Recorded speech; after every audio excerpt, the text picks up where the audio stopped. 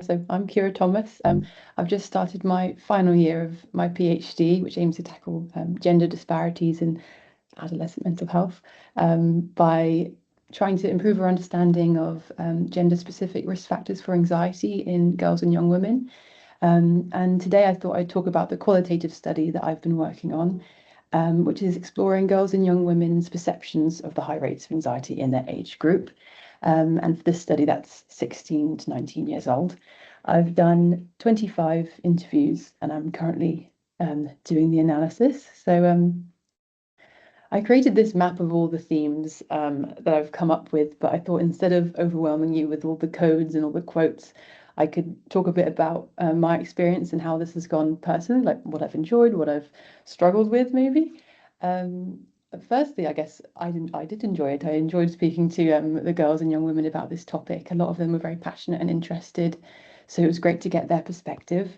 Um, it was also good to see my skills improving, I think, hopefully. It's my first time doing interviews, so I could definitely tell as the interviews went on, I got a lot better at, I mean, the most important thing I think that I got better at was sort of putting girls at ease and forming that connection before the interview started. I always noticed that if I was able to chat with them and have a bit of banter, the rest of the interview always went so much more smoothly. So often we would exchange book recommendations or favorite Taylor Swift songs, and then I always noticed they were just so much more ease and comfortable. So that was a great lesson for me.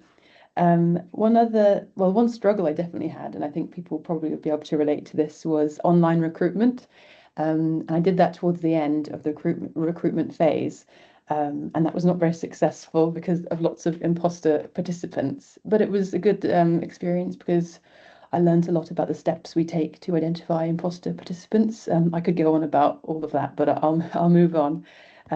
Finally, one thing that surprised me, and I don't know, I'm still struggling with, is probably due to my naivety, but it was the complexity of these relationships between a risk factor and anxiety. For example, girls would often talk about strict beauty standards and online misogyny and hearing boys saying sexist things. But then they would say at the end, but that doesn't cause anxiety for me. And at first I thought, oh, does that mean it's not answering my research question? But then I also thought, I'm probably making an assumption there. They clearly think it's meaningful and relevant to anxiety in girls. So I think I was just, I don't know, expecting things to be a bit more black and white, but obviously it's not. So it's a lot more complex, and I'm looking forward to continuing my analysis and exploring that complexity and how it's all connected. But yeah, thank you very much for listening. That's all.